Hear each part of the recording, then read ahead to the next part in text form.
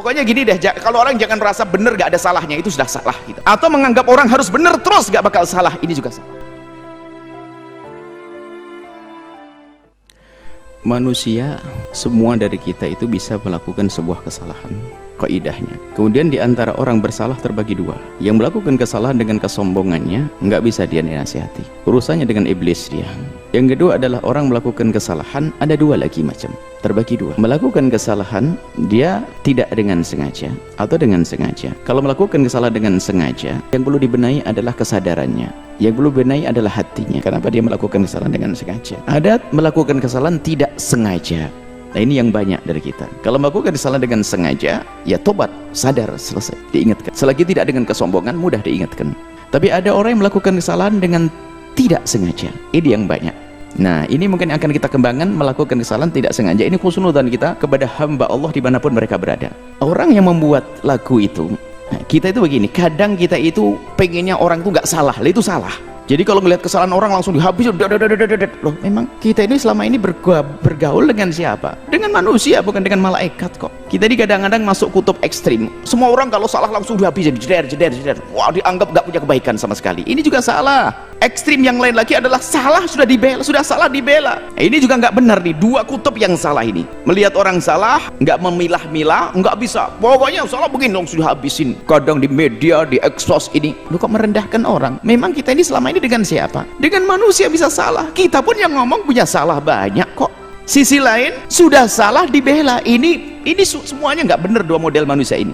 Maka ayo menjadi orang adil di sini. Jika ada orang bersalah, ya, itu adalah kalau memang atas dasar ketidaksengajaan, kita kembalikan kepada Allah, semoga dia mendapatkan kebaikan dalam niatnya. Jangan langsung habisin jeder.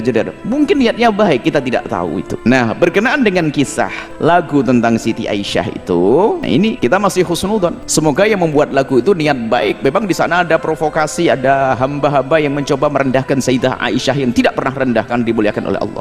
Ada sekelompok orang semacam itu. Lalu muncul lagu-lagu tentang Siti Aisyah. Satu sisi mungkin niatnya baik, kita kembalikan pada niat. Insya Allah, dan ini husnudzon yang menyusun syair tentang Siti Aisyah itu sampai dilakukan itu, insya Allah saya tidak kenal. Insya Allah niatnya baik untuk mengangkat tentang Siti Aisyah agar orang mensuri teladan Siti Aisyah. Dari sisi ini sesuai dengan niatnya adalah baik. Akan tapi kita semua manusia, kadang kita melakukan kebaikan, kadang dibarengi dengan kesalahan. Tinggal kita tegur kesalahannya saja, beres. Siapa yang tidak pernah bersalah? Siapa yang sempurna dalam melakukan? Kita melakukan sholat kadang ada salahnya, takbirnya kurang begini ada. Kita melakukan zakat ada kurang ini. Ada kekurangan itu wajar. Hanya yang penting adalah yaitu kita sadar kalau kurang, yuk kita benahi. Maka berkenaan tentang kisah syair Siti Aisyah yang disandungkan itu, kalau benar syair yang itu yang dilakukan itu, maka kita husnudzon semoga yang membuat syair mendapatkan pahala besar dari Allah karena niatnya baik dia. Adapun ada kekurangan di dalam syairnya, ya itu adalah kemanusiaan, sudah manusiawi. Ada kekurangannya, tinggal yuk kita sempurnakan. Tidak perlu kita menghujat orang semacam ini, nggak ada. Dia niatnya baik, menghadirkan kisah Siti Aisyah yang baik. Hanya kalau ada kekurangannya, mari ayo kita benahi bersama. Dan semoga yang membuat atau yang menyenandungkan mendengar suara ini lalu mencoba mengubah liriknya. Baik, jadi seperti itu. Jangan langsung kita habisin seolah-olah nggak punya kebaikan sama sekali. Ini ada hal-hal yang baik, menjadi orang kenal Siti Aisyah, rindu untuk kenal Siti Aisyah dan sebagainya. Mungkin ini dari sisi kebaikannya. Cuman kalau ada kesalahannya, ayo kita benahi bersama. Pokoknya gini deh, kalau orang jangan merasa benar gak ada salahnya, itu sudah salah gitu. Atau menganggap orang harus benar terus gak bakal salah, ini juga salah. Kalau ada kesalahannya bagaimana? Nah ini berkenaan tentang syair-syair Siti Aisyah itu, kita akan kembali kepada kaidah. Bagaimana? Ini pertanyaan besar. Apakah diperkenankan kita menyifati istri-istri baginda Nabi dengan sifat-sifat jasadiyah, jasadnya? Ulama memberikan rambu-rambu di sini. Sayyidat Aisyah, Sayyidah Khadijah Kubro dan yang lain adalah ummahatul mu'minin. Kami yakin Anda rindu syafaat Rasulullah. Kami yakin Anda semua adalah orang yang ingin mulia bersama Rasulullah. Dan termasuk membuat syair itu insya Allah tidak terlintas di hatinya untuk merendahkan istri Rasulullah. Cuman kalau ternyata ada syair yang perlu dibenahi, ayo kita benahi bersama. Mungkin ada pakar ahli dalam buat syair, dirubah syairnya. Ini kaidah di dalam membicarakan jasad Nabi. Kalau jasad secara umum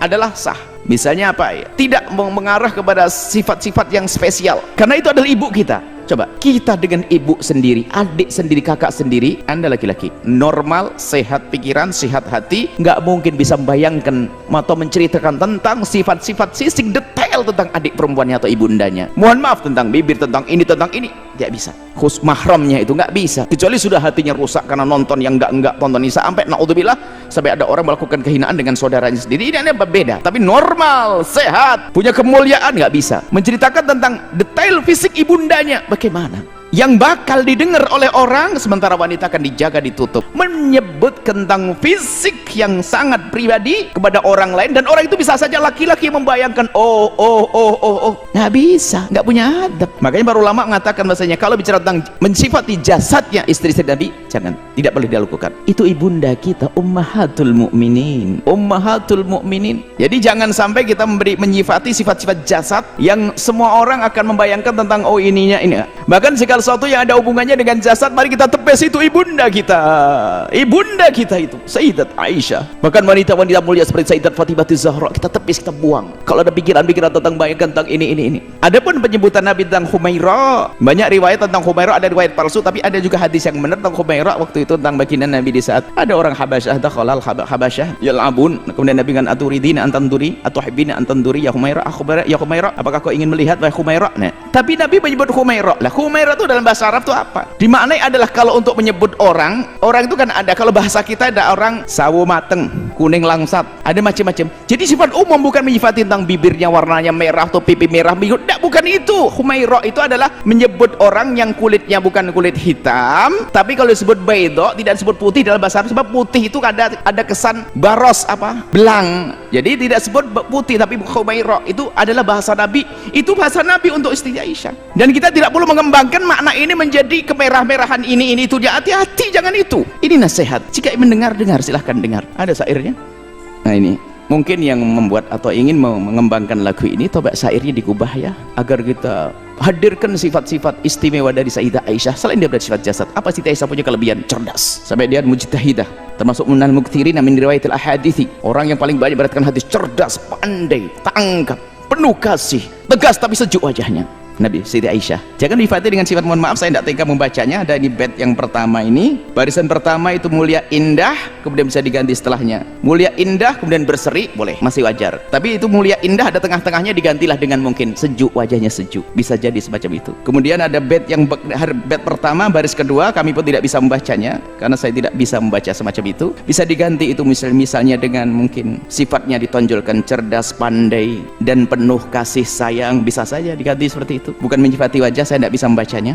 Baris yang kedua dari bait yang pertama, cerdas, pandai, penuh kasih sayang, dan penuh kasih sayang bisa, atau diganti dengan pokoknya coba yang punya. Kemudian yang terakhir bait kedua ya, bila marah Nabi kan memanja, memang Nabi selalu menghibur, ditambah saya diganti di bawahnya itu bukan dengan itu, menghibur hatinya, bisa diganti menghibur hatinya. Nabi selalu kalau Siti Aisyah marah adalah berusaha untuk menghibur hatinya tanpa menghadirkan satu yang ya intinya untuk menjaga jangan sampai kita punya bayangan-bayangan yang kurang pantas kepada ibunda kita. Adapun baginda Nabi pernah minum di bekas gelasnya Sayyidah Aisyah, mungkin bisa saja bekas gelasnya diganti tanpa harus menyebut bentuk fisiknya, tapi itu masih tapi kalau sudah membentuk warna dan nyifati wajah ini itu, ayo kita hindari, apalagi jasad yang lainnya, naudzubillah. Kemudian yang selanjutnya ada video klip barangkali yang su'ul adab ya, dan mungkin niatnya juga baik karena belum mengerti. Sudah syair tentang Siti Aisyah, Sayyidah Aisyah, digambarkan tentang perempuan yang berdandan dan sebagainya, seolah-olah Siti Aisyah itu, dan paling tidak pantas itu semuanya. Ini nasihat buat saudara-saudaraku pecinta sholawat, ayo kita waspada dalam hal-hal yang semacam ini. Itu saja mungkin. Jadi yang membuat lagu dan yang ingin menyebar itu, kami yakin husnudon karena rindu agar Siti Aisyah betul-betul jadi suri toladan. Akan tapi saya manusia, saya pun ngomong begini dalam satu jawaban ada yang salah kok kalau ada yang nyari, dan saya siap untuk menarik diri. Kalau tobat, saya siap. Tobat bagi saya adalah sesuatu yang harus saya masuki pintu itu, karena orang salah nggak ada lagi kecuali harus tobat. Maka saya pun yakin Anda yang membuat lagu dan menyebarkan lagu itu, Anda adalah orang-orang yang tulus dan ikhlas. Orang-orang yang tulus dan ikhlas, tinggal sekarang sempurnakan. Ayo, kalau Anda buat program sudah baik, ada kekurangannya, sempurnakan program Anda untuk membawa Siti Aisyah jadi suri teladan kaum wanita. Ayo kita sempurnakan bait-bait syair yang dibenahi. Kemudian juga jangan sampai memperagakan tentang sahabat-sahabat Nabi, istri Nabi. Ingat itu ibunda kita, ibunda istri baginda Nabi SAW, ummahatul mukminin. Ini bisa kami sampaikan ya. Semoga Allah memberikan balasan segala kebaikan kepada siapapun yang berniat baik, kemudian semoga Allah memberikan keinsafan kepada kita, siapapun dari kita yang bersalah kemudian ingin membuat perubahan, jangan sampai Allah menjadikan kita orang sombong dan sombong dan sombong yang tempatnya dalam kehinaan di neraka. Tawadhu dengan kebenaran, menerima kebenaran, menjauhi kemungkaran, dan semoga kelak Allah mengumpulkan kita di surga bersama baginda Nabi Muhammad, bersama ibunda kita Sayyidah Aisyah radhiyallahu taala anha, Sayyidah Aisyah radhiyallahu taala anha, dan Sayyidah Khadijah al-Kubra, dan istri-istri Nabi yang lainnya. Mereka wanita-wanita mulia, ummahatul mukminin, ibunda-ibundanya orang beriman. Jaga lisan kita, jaga pena kita untuk tidak menulis, agar tidak menulis sesuatu yang menunjukkan sesuatu yang tidak pantas tentang jasad-jasad. Ini saja insyaallah ya. Semoga Allah mengampuni kita semuanya, menjaga hati kita, menjaga lisan kita, menjaga semuanya yang Allah berikan pada kita, sehingga tidak kita gunakan kecuali untuk yang Allah ridhai. Ini saja, wallah.